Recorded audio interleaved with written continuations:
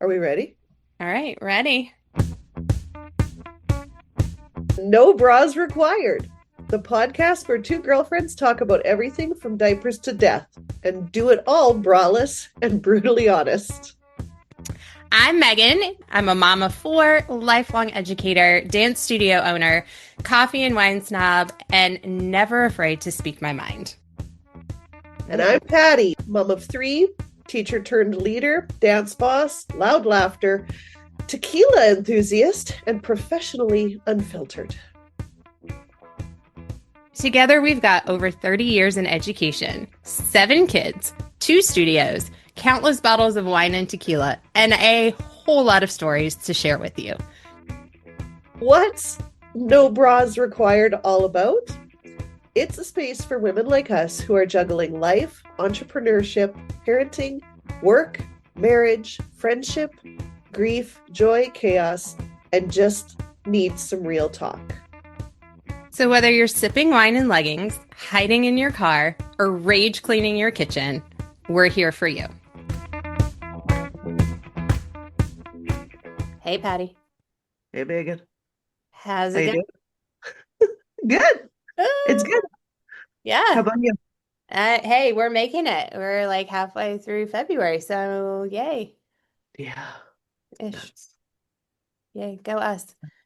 All right, should we just dive in today? I feel like we got a bit. Let's do it. Let's do it.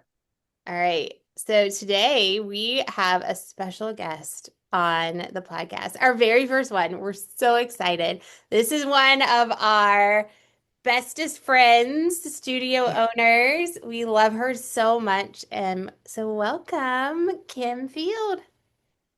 Hi, guys. So happy to be here and see your beautiful faces. It's been a Aw, while.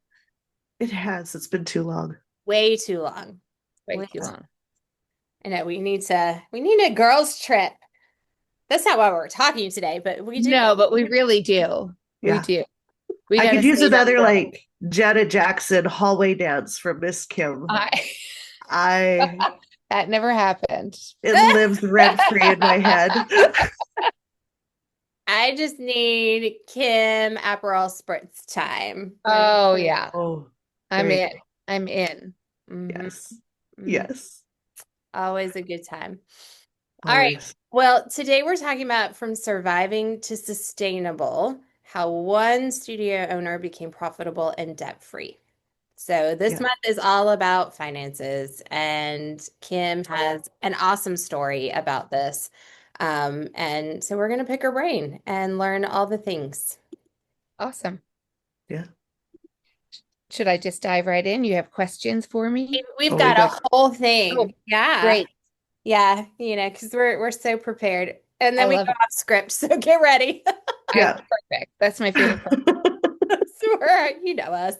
All right, so let's be honest. A lot of studio owners aren't running a business. They're surviving one tuition cycle at a time. Yeah. And from the outside, it can look successful. Full classes, busy nights, packed recitals. But behind the scenes, there's credit cards, sleepless nights, and that constant feeling of why isn't this working if I'm working this hard? Oh, truly. And today's guest knows that life, and she knows it from the other side of it as well. So Kim Field's the owner of Valley Dance Theater in Virginia, and she didn't just tweak a few things. She turned it all the way around. And Yeah. we are super excited to hear about that. Yeah. Profitable, Well, debt free, and sustainable. Mhm. yes. Yeah. So, So this is my 23rd year yeah. owning the studio. And so, as both of you know, in that amount of time, there's lots of ups and downs for sure. Yeah. Yeah. Oh, yeah. Yeah. Yeah. Yeah. Lots of bad decisions, lots of emotional decisions, and not always the best financial decisions. Yeah. Right. But you can turn it around. You can. So Kim, can you like Yeah. take us back and like what your finances looked like before you hit your turnaround point, like both personally and in the studio? Yeah, for sure. I mean, there was a time, when I first started, we didn't have any debt. So I came into it debt free and I financed the studio. Um, had bought the building, so I already owned the building. So that was like a plus for sure. And had some cash flow coming in that way. Um, and I think that I thought, no, I know that I thought that if I did everything myself, that was the best way. And the problem is that when you're trying to do everything yourself, you're not really doing anything well. Um, and I really was losing a lot of money. Is my Wi-Fi bad? Are we good? You're good. You're good. We're good. Okay. So I know at the beginning I was doing my own taxes, my own bookkeeping, you know, cleaning the studio, landscaping the studio, all of those things, plus all of the marketing, all of, we didn't really have social media at the time so much, so that wasn't a thing. But I was doing everything myself, and I really was losing a lot of money at that point as well, just in time. I wasn't spending enough time on programming, on sales, on knowing my numbers, on all of those things because I was just so busy wearing all of the hats. So that was my biggest mistake, I think, early on. And what would you say was the emotional cost of that season? Oh, um, I mean, at that point, I had already opened a second location that was bleeding money. So that was, so then I was split between two locations, having young children, trying to do everything myself. Um, the emotional cost was huge. I mean, I was exhausted. And then you're making decisions emotionally. You end up, instead of planning and being ahead and having a real steady hand, you're emotionally reacting to every situation.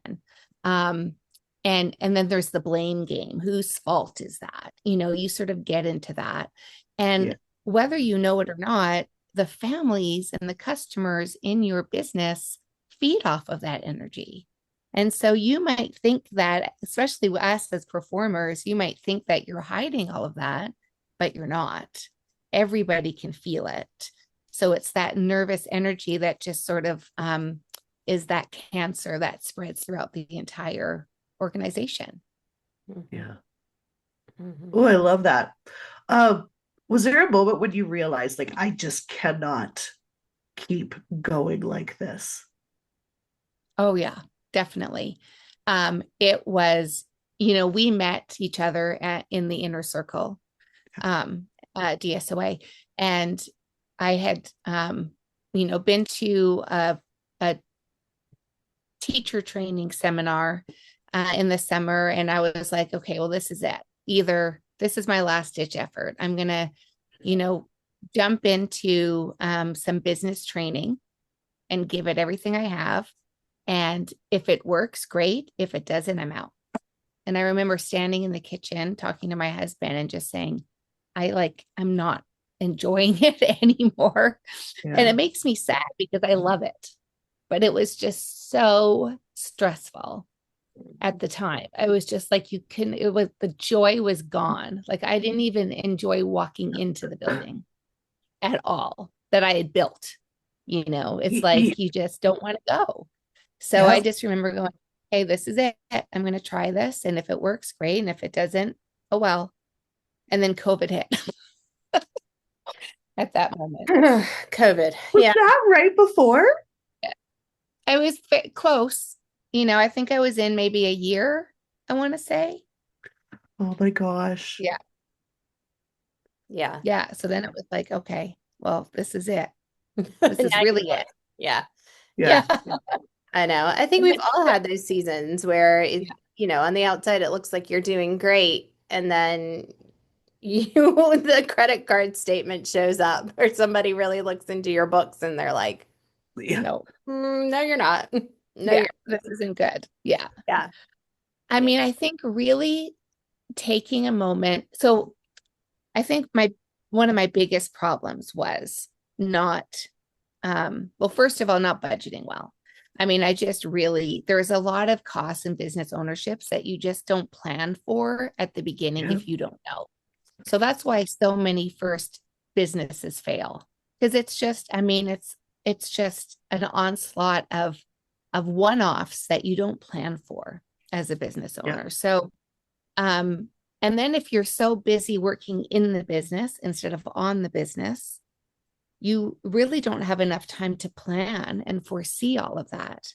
Um, and then just the pricing structure. I mean, that was really the biggest thing. So, within all of that turmoil, I was like, I need to slash my prices so that I can compete with other people.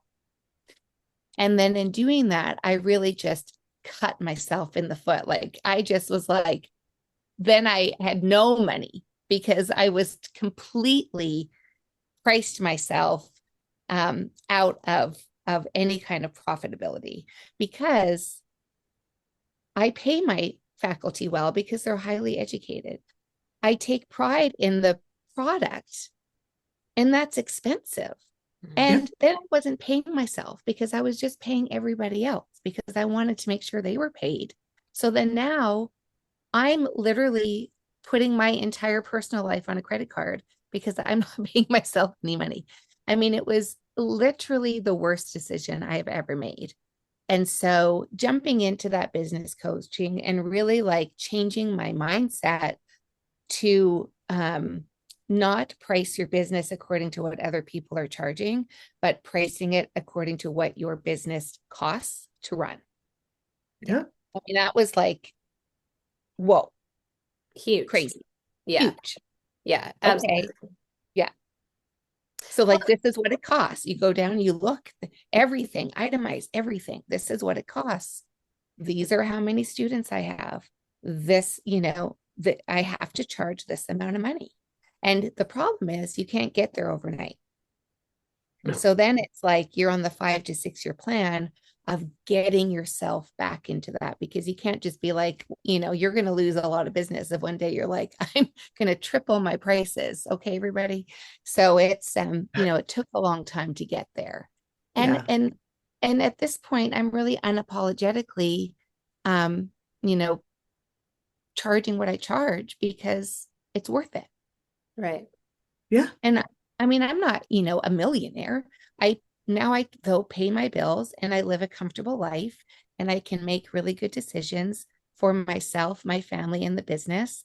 And that's better for everybody. So it's Yes. it's a win-win. Yeah.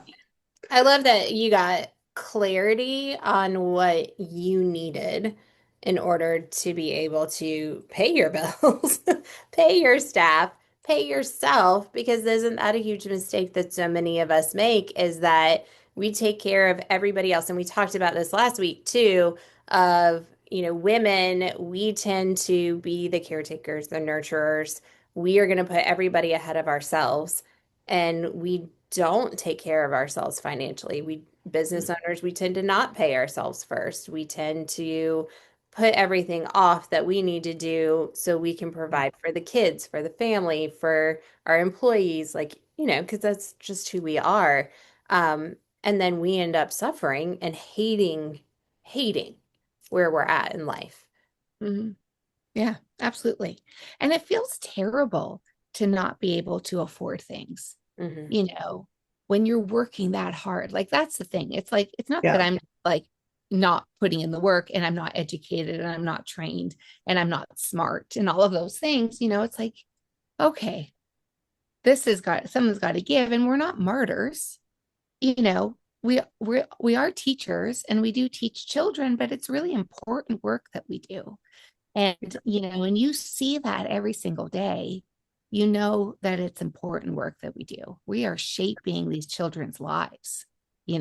So I know that the parents want us to do that with the best mindset possible that we could have. Hmm. Yeah. And part of that is being able to take care of ourselves. So, that's a really important thing, I think, for teachers in general, everywhere. Yeah. Well, I you deserve I to be paid well and paid well for what you do. yeah. Yeah, for sure. Because it is a lifetime of work. Like I keep going back to dance teachers have trained longer than surgeons to do what they do and do it well. But don't you find too, like, I feel like there's like a paradox when you're a dance instructor that you've both grown up in a studio, so you know what it provided you as in terms of life skills, friendships, accountability, grit, teamwork, like all of the things we want our kids to have. And so if we could, I think we would give it away willingly. Mhm. 100%. Willingly, we would give this away. But man, we got to pay the electric bill too. And this space is expensive. And like you said, Kim, like, I want to only hire the best teachers. They don't come cheap. I want like floors that are sprung so that your kids' joints don't suffer. Like, we would willingly give it away, but we also deserve to make a living off of everything that we have poured into it. And I often find women are the worst Oh, for for sure. begrudging other women making money. So as Right. women, we carry that too. Yeah. Right. Right. Yeah. Yeah. And it's funny because I'm will be 50 soon. And I keep Woo! Welcome to thinking, the club. I always think like, okay, I don't want to pull into the parking lot in a really nice car. Like I've always, Oh I yeah. mean, not that I drive a junker, Yeah. but I have a Honda, I mean, Yeah. it's a very practical car. Right. Yeah. Which I love actually. I'm not gonna lie, I do really, really love my Honda. But I'm like, I really want to treat myself for all the hard work. And then I'm like, but the feeling of like driving into the parking lot, I feel like, I don't know. Is that a good thing for business? Is it a bad thing for business? It's one of those moments where you're like, ooh, I don't know. But I think it totally depends on your clientele because one will go, good for you. I know that I'm somewhere where there's a stable business mind leading this, and yeah, others will go, I paid for that car. Right. right, Like, no, you paid for jazz lessons. I paid for my car. right, And that's the hard part. I think Yeah. and that's the thing that we deal with and that mindset of, well, don't have too nice of a bag because then people are going to think that, oh, who do you think you are that you have this bag? Don't have too nice of a car. Like we have to almost lower ourselves and be yeah, smaller just to make other people happy and avoid that right, conflict.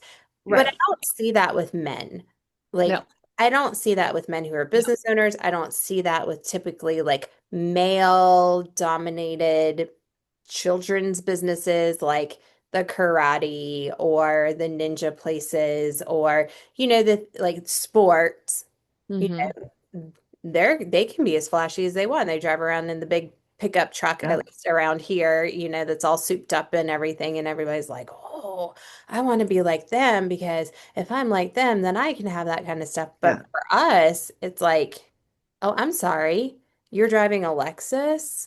right. Oh, I paid for that. Or if I mean, anything that's like even not the It, super top of the line, but like a little too nice and they know Mm. how expensive it is. And they're like, that must be where my money's coming from and why I have to blah, blah, blah. Like, it's just so frustrating that there's that double standard still. Yeah. Still. yeah, you're right, Yeah. for sure. And it's funny though, because as a consumer, I actually want the person in charge to be successful in that sense. Yeah. It makes me feel more taken care of because I'm Mhm. like, oh, that person has it together. I know that they can lead, and so it's interesting because that's my take on it. Like, I don't care if a doctor comes in a really expensive car or my attorney or whatever, it's like you want them to be successful. Real Yeah. estate agent, like it's an interesting psychological study that maybe we should do Yeah. because I do feel like in our business, it's a bit different. Yeah. Do you think it's because we are business owners that we have that mindset? So, like, we understand how hard it is to own a business, Yes. to do this work, to have to manage everything And so we appreciate when we can see that other people pay themselves and they pay themselves well and Yeah. that they are doing well and they manage their business as well. I don't know if I had never gone into this work and I never had these experiences, if I would have that same mindset, Oh, especially maybe. like people who they go to work, they get paid, they're struggling to pay their bills, they're struggling, like everything's tight, and Kim, Yeah. you have a kind of well, we all have very similar demographics that come to our studio. Right. This middle class parents who Mhm. housing is expensive, daycare is expensive. Like this Yeah. is I mean, a stretch for them to put their kids in dance and to do all the things with it. And we know they make a lot of sacrifices to be a part of our studios and part of our programs. Um, and yeah, I do wonder, like, I don't know that they understand everything that goes into it. And then there's not no. Yeah. respect for the arts like there is for like doctors, lawyers, those things. So that doesn't Right. help either. Well, and I do want to speak to that as well because, just charging more is not really going to change your business around. Mm-mm. So, sure, you might get an influx of money, but sustainability is what you were talking about earlier. And to that end, because people are stretched and, this could be what they take away, right? If they're trying to trim their budget, Yeah. we have to make sure that we are providing a really great service. So you cannot just charge more to charge more. You have to charge more with, you have to have Value. that, well, yeah, with value behind it. And I think that, for me, part of that was making sure that when people walk in the door, they feel valued. And, we have a competitive team. And so it is tricky because those parents pay more in general for dance. They're here, they are invested, Yeah. their kids are invested. We know them. Most of their money is going through my business to another business, not to us. Right. So they are paying. So it's like you want to make sure that they feel valued because they actually are spending a lot of money and committing. It's not just money, it's time. Right. Mhm. Because not everyone has the financial constraints, but it's like time and commitment and sacrifice. I mean, it's Yeah. family time, it's vacations, it's all of those things that they're sacrificing. But you want to also make sure that you've got, little Susie that comes once a week, that you know her name and you value their family too, because, they're the ones that might feel like, whatever, we can go down the street. It doesn't really matter. The ones that are invested, they're there. Yeah. But you do really want to make sure everyone feels valued, that they feel like their child is cared for. And dance can be tricky because it is a discipline and we do want to give them quality training. So it can be strict, but we also have to make it fun, especially when we're competing with video games and all these other things that are like, instant gratification. Dance Yeah. is hard. Mm. And so, we have to really make sure that we have that all encompassing studio vibe for sure. Yeah.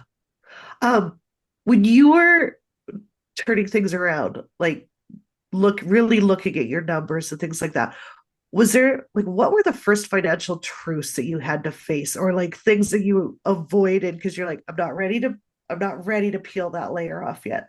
Well, one of the big things was ego, Oh, um, like huge. Like none of us want to look like we failed, right? None of yeah. us want to fail. We're all overachievers. Mhm. Um, so my second location, I opened that like I think my second year of owning the business. I was like, I'm going to expand. I had no business doing that. Like, what? Ego. Um, anyways, the recession hit, like whatever, 2007, 2008. Yeah. And I was still had a year or two in my lease. And I was like, it's literally bleeding money. Like this location is bleeding money. And it was only 30 minutes, maybe 25 from my first location. So I was like, okay, if I close it, are these people going to come? and drive, the additional 20, 30. But I mean, really, that was the biggest thing. It was like, I have to pay out the lease and I have to tell everybody that I failed. It was just like, how do I do this? Yeah. And so that was a moment, like really looking at my numbers, like I have to, like, I can't, it's actually I'm gonna save money by paying out the lease and just go, moving all my students to one location. So I did that. That was hard. And then from there it was, I have to hire a bookkeeper. I have to hire a really good accountant. I mean, listen, my CPA didn't file my taxes. I didn't know for years. So on top of, he would like send me the tax return, but he didn't file it. I owed thousands of dollars. So I'm not going to name names, but anyways, so that I had to deal with. Yeah. So I had to pay all of that back with interest and penalties and all of that. And that was just me not paying attention. Yeah. Just not paying attention. And I'm like, I am not a dumb, flighty person. Like I am so for that, for me was like, what am I doing? Just blindly trusting people. That's my Canadian upbringing. Very trustworthy. So I said, okay, I got to take care of this. So I hired my bookkeeper. And then, that was the deep dive into like, you're spending too much on this. You're spending too much on this, you got to cut back on this. And then it was just pricing, really just going back to that pricing. Yeah. Yeah. Wow. Yeah. I think I love that you looked at pricing because I think when we start our businesses, we go with what everybody else charges. You think you're being smart by calling around and like, well, pretending to be somebody who's interested in classes at the other local studios. And you're like, how much would one class be? What if I took two, and you kind of get their pricing structure. And then you're like, well, that's what I should charge too. And you're like just blindly making up numbers. Yeah, it's And the craziest thing. No other business does that. It's oh, blindly creating your like prices. class fee $40. Yeah, well, sure, let's try it. Sounds great. Sounds great. You have no idea how many kids you need to cover it. You have, you don't take into account any of your expenses, your Your staffing, your staffing, insurance, like, right? You're I just, mean, music licensing fees, Yes. insurance, like, I mean, yeah. it's literally how we all started, I think. Oh, Yeah. absolutely. Absolutely. And then I Yeah. think we learned most of us through difficult times of like, okay, this is not working. No. Like, what am I doing? Like, what am I doing here? Yeah. Yeah, for sure. Like, I okay. mean, what am I doing? And Right. it's funny because I've, again, going on 23 years, I have seen studios open and close all around me. Hmm. And, Yeah. after I really like figured out what I needed to do, it was that moment of like, okay, well, I see you and I see what you're doing and how you're pricing it. And I just don't think it's going to work, Yeah. but you do you. Right. And I just sort of, and the other thing too, is that I think we get caught up in the drama of it all and the competition and, so-and-so is dancing here. And I just think, my whole mindset changed when I started being able to make decisions that were not emotionally reactive. And you just have to be really, really confident in your abilities and what your studio has to offer and not worry about what everyone else is doing. Stay current, yes. Keep educating yourself, yes, but not trying to compete and compare to other studios. And at the end of the day, there's something for everybody out there. And your studio, your business may not be the right fit for every person, and it doesn't have to be. So if a student leaves me and goes somewhere else, I say, thank you so much. I really enjoyed my time with you, and I'm so glad I had a part in your dance journey Yeah. and, enjoy. Like it's not like a hurt feelings. I'm so mad at you. It's just that's just what it is. Yeah. And unfortunately, I always kind of know they're going to sort of see what's out there and they'll probably come back. And most everyone who's left either has quit dance or come back, you Mhm. know, Yeah. and it's fine.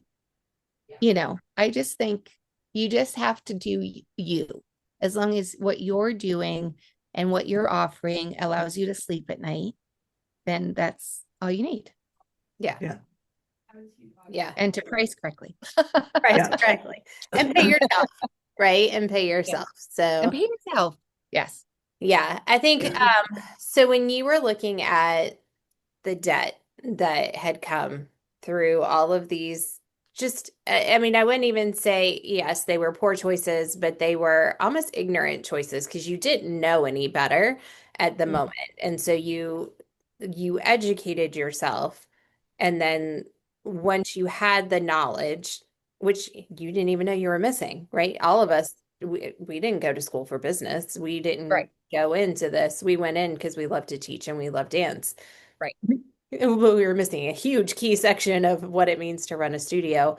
So once you got that knowledge and then you were looking through the debt, what were the things that you had to accept and understand that were really hard?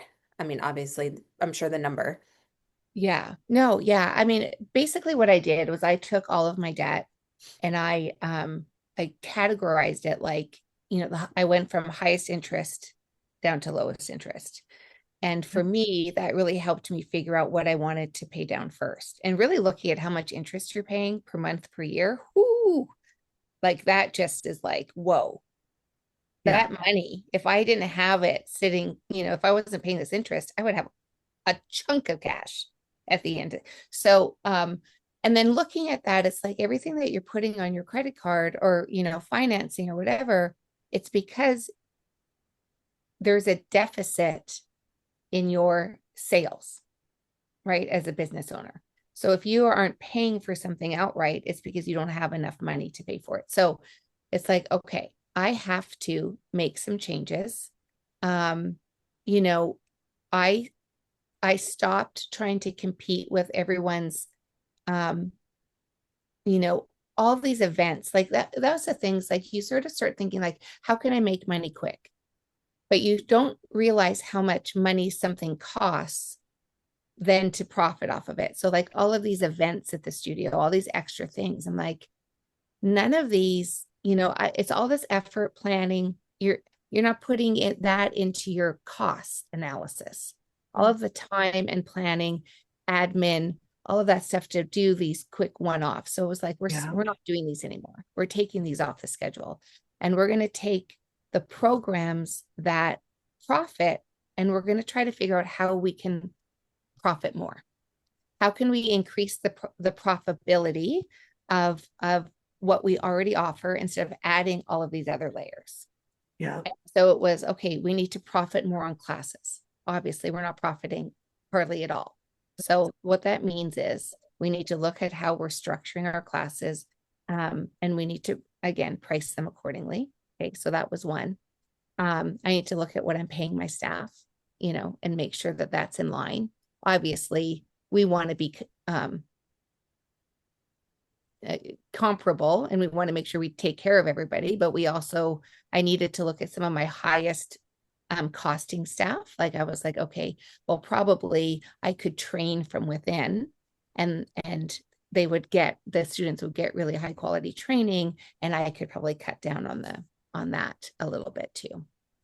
Um, and I just had to look at little extra things, like extra costs. How can I, subscriptions, um, you know, so many subscriptions. I was in so many organizations that I Yes. never participated in. Mm. It's like it's an audit. You have to go through and you have to audit all of your expenses. And to be honest, I have to do it again because I'm already back up like, oh no, I don't need this. I don't need this. I don't need this. And those little things do add up. So Mm. it was like that was a really great way to start, I think. Um, And then really looking at my personal finances. I don't need to pay myself what so and so over here is paying herself. And I'm like, oh man, they look at what they pay themselves. That's great. That's not again, you have to set your budget according to your business. So Yeah. I looked at what I absolutely needed in my personal life. And I was like, okay, this is all I can pay myself right now. And I have to make sure that I'm sticking on a budget in my personal life so that I'm not trying to pay myself more. I'm not going back into the business, taking a draw that I don't need. You know what I mean? Yeah. So I'm like, I had to really, really cut back. And that's okay. Because when you are restructuring like that, you do have to make some hard choices. So I had to let go of some staff that I was like, okay, like I wish I could afford you, but I think I can use someone else here to do multitasking and work a little bit more. Yeah. So it was just a lot of those small decisions. Um, and I cut down, like, so I just made bigger chunks of payments on the high interest debt. And then that was gone. And then I went to the next, and that was gone, and went to the next. And I just made sure that I really focused on our mainstream, which is Yeah. classes. Yeah. Like your classes, that's the most important thing. So focus on that Yeah. instead of all these extras, Yeah. you know, Yeah. tea parties and parents' night outs and all of those things. It's like those are all fun, but it's like you got to focus on the meat. Yeah. Well, because it's your main product and it's what you're Yeah. known for. And Yeah. all of those extras are just extra work. And I don't think we talk about that enough. It's like, No. oh, you have to do this, you have to do that. It's like, do you actually? Oh, Does it and bring in any profit or does it just stress everybody out and exhaust right. them? And your staff, like they're trying to Yeah. do so many things. That's what I was like, no, we can't do this. But I will say that I do now these little extra events without needing a profit from them. So I Yeah. want to do it as a give back to my Yeah. families Hmm. Yeah. rather than this is a profitable thing, or Yeah. even just enough to cover the expense of it, you Yeah. know. Yeah. But Yeah. I love that. I mean, and knowing each other for as long as we've known each other and watching each other grow. Because the people that we were when we first met to who we are today is very yeah, different, right? very different. Who Yeah. we are as Yeah. business owners. We I love had no business running No business. business. no, we did not. But we were real fun back then, weren't we? We were a good time. We still are. I mean, we still are. Yeah, Yeah, absolutely. we've maintained that. We're a lot smarter. But I Right. loved watching how your confidence and your leadership grew throughout that process. And you really became very confident in how to lead your business, how to lead your staff, um, as you became more and more confident with your finances. And I loved that you said you put on the blinders and stopped doing the comparison game because I one danger that I see, and as much as we got out of being a part of that mastermind and growing from it and the skills that we learned that we desperately all needed, what we also had was a lot of a comparison game. And that's where all those little extras and do this and do that and like play this game and be like me and oh well I'm paying myself this much you should pay yourself this much or I have 1,000 students everybody should have 1,000 students you need $1 million studio like all of these things and that's not necessarily what fits for everybody and for every community and for who you want to be and what you want your studio to be. So I love that you learned quickly to put on the blinders. This is what I need. This is what I want. Here's where I'm going with it. Because that's hard to do, and that's a level of maturity that a lot of us struggle to get to as business owners and in an industry where it's all about the looks and the Yeah. show. Yeah, about the show. Yeah. I mean, it is interesting because you do want to show how great you are. Like that's important for marketing and you want to show the happy people and all that. But I think confidence came from, for me, because I'm not a fake person. Like I really am a very honest person in general. Like I have trouble faking emotion, faking things.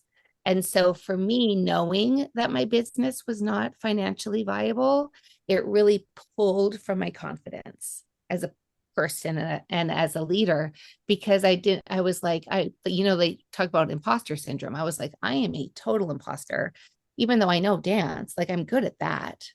But it just was like, I just didn't. So when I went into the mastermind, I was like, I literally have nothing to give because I am a shambles. You know what I mean? Is sort of how I felt. I'm like, I'm a shambles. I have nothing to share. But, I do think that other people have a really, that fake it till you make it kind of mindset, Mhm. and do a good job at that. And I was really having trouble with that. I can do that in dance all day long. But in that sort of group, it really was like, no, like I really do not have it together.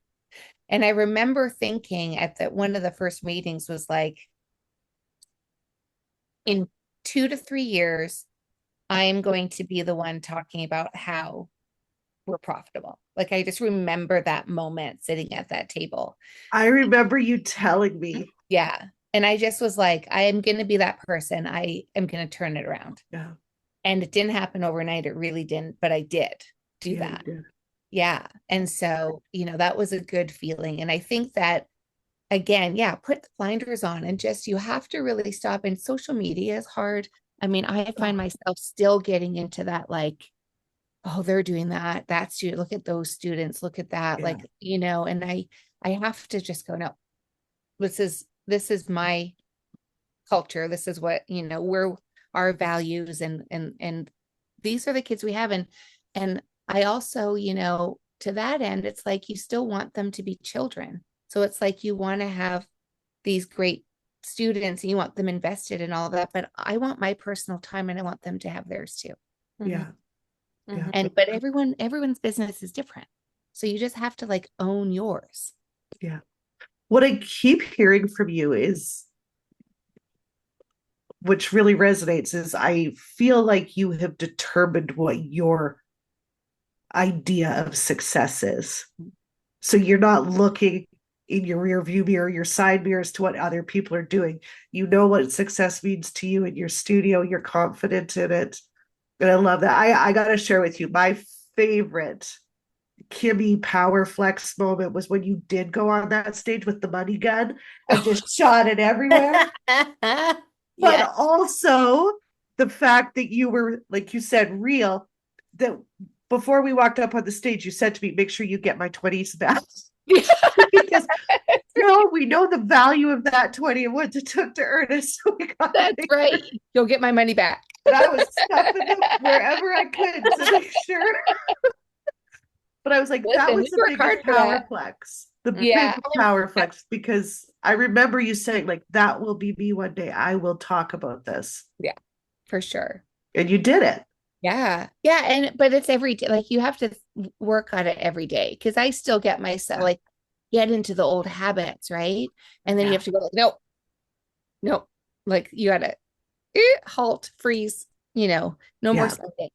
And it is hard to do. It is really hard to do. And it's just kind of like it's really like fitness and nutrition. It's like you can do it, and then it's like you have to sustain it. That's the problem. You don't just get there and go, did it. It's like every day you have to work at it and think about it. And so I do really try to, I have in my calendar in my Asana, like, and I early in this game, I had my days, like it's money Monday, team Tuesday, website Wednesday, therapy Thursday. I really try to keep my Thursdays where I like take care of myself. I try. Sometimes that's the one that goes, but I have to try to get back to that. Follow up Friday. So anything I didn't get to, if life happened, I do on Friday. And then Saturday was social media Saturday, and Sunday is see it Sunday. So like I sit and I just plan for the week and the next. So I really do. And it's in my Asana project plan. So I have to go in and I have to do it, and all the tasks. And so I have to make sure, I love to check off a task. It's like my favorite thing. Yeah. So it makes me feel like I did something. So that's really that's kept me accountable. Uh-huh. And you know, every day you just got to work at it. Mm-hmm.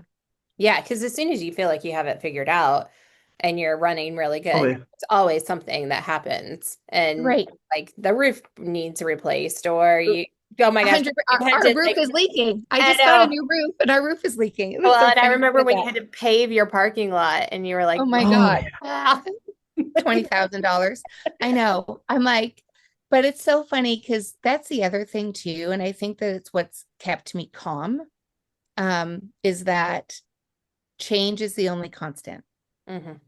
So, Yeah. you just sort of, and honestly, getting through COVID and still having our businesses and our marriages intact. You sort of have a feeling like, okay, I think I can handle this. Yeah. Yeah. Yeah. Um, It's all figure and outable now, right? it's Like, all figure outable. mhm. It sometimes I get irritated and frustrated and all of those things because that's normal. But then you have to like, okay, let go of that, move on, you know. Yeah. Yeah. But We really all should have won trophies for getting through. Actually, I did. Yeah, It's you like, so one trophy I have in my office, one of our competitions, the year we opened back up like fully after COVID. It's an I survived COVID trophy, and it's the one I keep in here. I mean, we should really all have trophies for Yeah. sure. well, Kim, you and I won like best We studio did. I know in how the I middle was of COVID. shocked. And I I was, was like, I felt like the biggest imposter with that because I was like, I don't know what the hell I'm doing. And I I am know. just trying really hard to survive. And yeah, But you But know what? I I think for both of us, we were working and everybody was. yeah, But I do think just maybe because we just had a lot to fix and we ended up just doing it. yeah, yeah. But I know that was such a shock. I remember going, who, me? Really? yeah. Um, As somebody that was there watching it, I'm like, yeah, you guys, because nobody knew what they were doing at that time. And you guys did it, and you did it with your humor intact, with your children still alive, with your studios actually thriving. Like, I feel yeah. like you guys really both of you dove into what it is that you do well, and you maximized it. Yeah. Yeah. I mean, I look back and I keep remembering things that happened. Like I had suppressed Yeah. them. I'm like, whoa, that happened too.